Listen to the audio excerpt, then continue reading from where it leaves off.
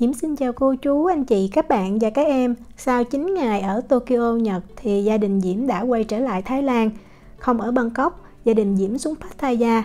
Pattaya là thành phố biển ha, và Diễm đã tới đây cách đây mười mấy năm rồi. Bây giờ mình quay trở lại thì mình thấy cũng thay đổi nhiều. Trong video này Diễm sẽ chia sẻ khách sạn mà gia đình Diễm ở thấy rất là thích, đồng thời những nơi mà gia đình Diễm đã được tới thăm vui chơi. Ở Pattaya 6 ngày thì Diễm đặt 2 cái khách sạn, mỗi khách sạn thì mình ở 3 đêm, và khách sạn Intercontinental Pattaya thì gia đình Diễm thấy vừa ý nhất.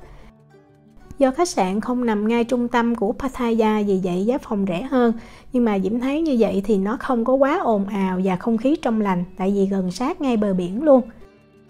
3 đêm đầu tiên xuống Pattaya thì Diễm ở khách sạn Hilton, nó ngay trung tâm Pattaya, và 3 đêm sau thì Diễm ở Intercontinental này. Về so với giá phòng thì Intercontinental rẻ hơn Hilton, nhưng mà phòng thì rất là rộng ha. Diễm thấy vệ sinh phòng sạch sẽ nè. Có nhiều dạng phòng để mình lựa chọn, nhưng mà Diễm đi 3 người đó, vì vậy Diễm chọn phòng suite. Giá thì khoảng 250 đô một đêm đã bao gồm ăn sáng. Phòng rất là rộng nha, hơn 60 mét vuông. Và bồn tắm thì rất là rộng, có cái giếng trời làm cho cái nhà tắm thấy có nhiều cái ánh sáng. Diễm thấy rộng nè, thoải mái, và cái trần nhà nó cũng cao nữa. Cái này cho ai thích ngâm mình trong bồn tắm là mê luôn. Toilet thì được đặt riêng một bên ha, và nhà tắm cũng để riêng một bên luôn, rất là rộng, và Diễm thấy nước tắm mạnh nè, thoải mái. Có 2 cái bồn rửa mặt luôn, cái này thì 3 người mình ở rất là tiện. Trong phòng thì đầy đủ tiện nghi, có một cái tủ này đựng rượu nè, máy pha cà phê, và có một cái tủ lạnh nhỏ luôn. Nước uống thì miễn phí, nhưng mà những cái loại nước ngọt hay rượu thì tính tiền nha. Mở cửa ra ban công cái ban công nhỏ thôi, nhưng có để sẵn bộ sofa nè, và mình ngắm xung quanh cảnh yên bình lắm. Cây dừa có trái nữa, có xoài nữa nè. Khách sạn này thì Diễm thấy phù hợp nếu mà mình thích nghỉ ngơi yên tĩnh nè, muốn hưởng cái không khí trong lành thì mình nên chọn, và Diễm thấy giá phòng rất là rẻ, không có mắc. Gia đình Diễm ở 3 đêm ở bên khách sạn Hilton, sau đó chuyển thêm 3 đêm ở Intercontinental này thì nghĩ sao mình không ở thêm bên đây, mình ở bên Hilton 1 đêm là đủ rồi. Nhưng mà nếu so về ăn sáng thì Diễm thấy bên Hilton ăn sáng ngon hơn, đầy đủ hơn. Gia đình Diễm cũng có ăn thử buffet hải sản ở bên Hilton rất là ngon. Nếu mà mình tới Pattaya mình nên thử nha. Ăn sáng ở Intercontinental thì cũng có rất là nhiều món. Món châu Á như điểm sắm, xíu mại nè, mỗi sáng cũng có những cái món bún nước. Rồi có thêm quầy salad cho mình có thể tự làm rất đầy đủ. Về trái cây thì Diễm thấy cũng đủ loại hết luôn. Có thêm những cái món nóng và món xào, mỗi ngày thay đổi, nhưng mà thật ra nếu mà Diễm thấy ngon thì Diễm thấy nó cũng bình thường thôi. Diễm đã ở Intercontinental ở Hua Hin, cũng ở Thái Lan thì Diễm thấy ăn sáng ở bên đó ngon hơn. Trong kỳ nghỉ hè này thì gia đình Diễm đã ở 6 cái khách sạn, và thấy là nếu mà tính về ăn sáng ngon nhất chắc là khách sạn Park Hyatt ở Bangkok. Diễm có làm video quay lại khách sạn Park Hyatt ở Bangkok, nếu mình muốn xem thì mình xem lại video cũ nha. Khi mà mình đặt phòng suite hoặc là mình là thành viên của hệ thống khách sạn Intercontinental mình sẽ được miễn phí các loại thức uống cả ngày luôn ở cái club lunch. Và từ 3 giờ cho tới 5 giờ chiều sẽ có buổi trà chiều. Cái này là những cái món ăn nhẹ và món bánh mình có thể thưởng thức chung với trà hay là cà phê, có cả rượu luôn nếu mà mình muốn. Hồ bơi ở khách sạn Intercontinental này rất là rộng, có tới 3 hồ bơi cho mình lựa chọn và bao quanh khách sạn. Biển thì Diễm thấy nước không có được xanh lắm và cũng có đá đó, vì vậy tắm hồ bơi thì gia đình Diễm thấy thích hơn.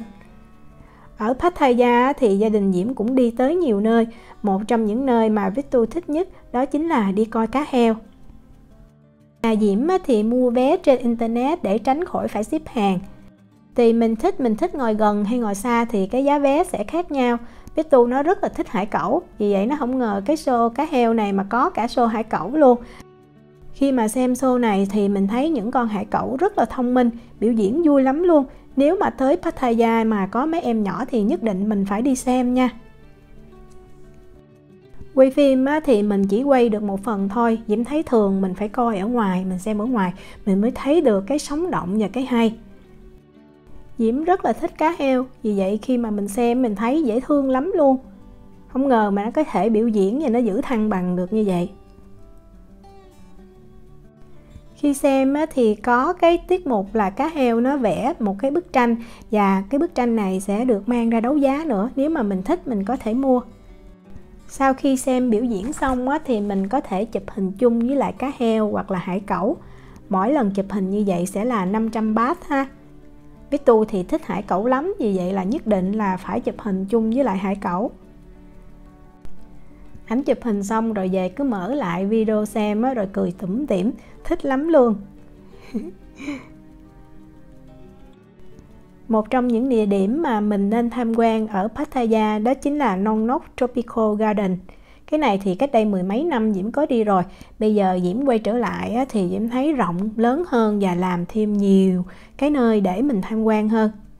Thì gia đình Diễm mua vé đó, nó bao gồm cái tour mà mình đi tham quan bằng xe buýt. Diễm nghĩ mình nên ha, tại vì rất là nóng. Nếu mà mình đi bộ mình không có thể nào mình đi hết được. Mình đi tham quan bằng xe buýt á, thì xe buýt sẽ chở mình tới mỗi nơi ngừng lại. Ngừng ở đó cho mình chụp hình. Mình muốn chụp hình bao lâu cũng được. Sẽ có từng chuyến xe buýt chở mình tiếp theo đi tới những cái nơi khác. Có những nơi trồng hoa xương rồng hay là những cái loại cây đặc biệt á, thì mình không thể đi tới được, mà chỉ có xe buýt chở mình vào tham quan ở đó thôi. Vì vậy Diễm thấy rất là đáng giá khi mà mình mua cái vé mà mình đi tham quan bằng xe buýt như vậy. Ở đây thì trồng rất là nhiều loại cây và rộng lớn lắm, và xe buýt chỉ chở mình đi ngang mình ngắm thôi, không có ngừng lại cho mình chụp hình ở đây. Và khi mua vé đó mình cũng mua luôn xem cái show biểu diễn ca múa nhạc của người Thái nha. Xem ở ngoài thấy rất là hay.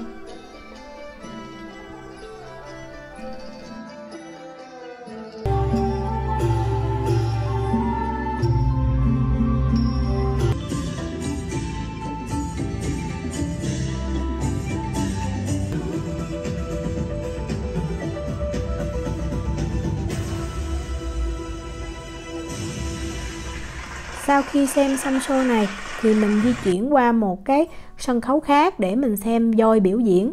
Và ở đây á, mình có thể chụp hình chung với lại voi luôn. Những chú voi rất là dễ thương.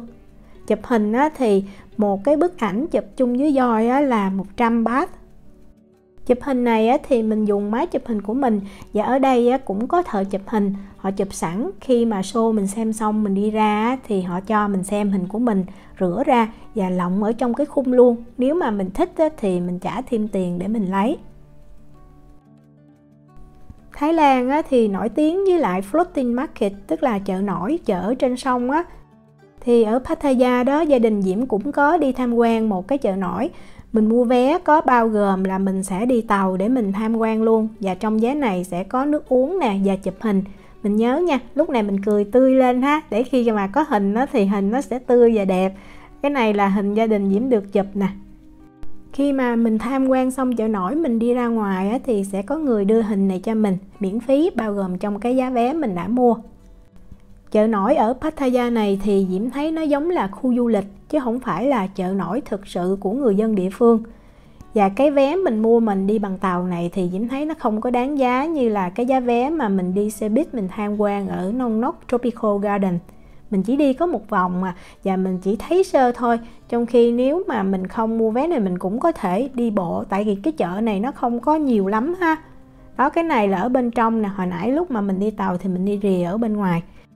Và ở đây bán đầy đủ hết, từ món ăn cho tới quần áo hả, những cái đồ lưu niệm cũng có luôn. Cái này là khu massage chân bằng cá nè. Và Diễm có thấy ở đây bán cái nem nướng của Thái Lan, Diễm mua ăn thử thì Diễm thấy cũng ngon ha. Trong đây thì làm cũng giống như nem nướng Việt Nam thôi, nhưng mà họ có cho thêm gân và hình như có cơm ở trong nữa. Những cái món bánh rất là đặc trưng nè. Và đi ngang cái hàng chuối chiên á, thấy chiên thơm quá cho nên mình phải mua thử. Mình xem thử cái bột quá chiên có ngon hay không. Thì chuối chiên á, Diễm có mua thử chuối chiên và khoai lang chiên luôn. Cái chuối chiên này á, thì dùng cái chuối chưa có chín, vì vậy mình ăn mình không có thấy nó dẻo và ngọt. Cái bột á, thì nó cũng chỉ giòn thôi ha, chứ nó không có kiểu như mà ăn mình phải xào nó thơm, nó giòn, nó xốp. Ăn thì cũng ok. Cái khoai lang thì dẻo ngon. Và một cái hàng bánh á, mình đi ngang mình thấy hấp dẫn quá, mình phải thử, lúc này là đã no lắm rồi. Đó chính là cái món bánh giống như là bánh bò thốt nốt, và một cái món bánh giống như là bánh bò nhưng mà nướng bằng chảo.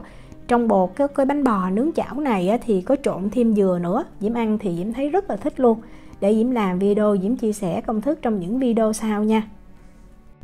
Cái bánh bò thốt nốt á, thì nó mềm xốp nhưng mà ăn cái vị nó lạc và nó thiếu cái độ béo, vì vậy mình thấy không có gì đặc biệt. Trong khi cái bánh bò nướng dừa rất là ngon. Diễm cảm ơn cô chú, anh chị, các bạn và các em đã quan tâm theo dõi video rất là nhiều.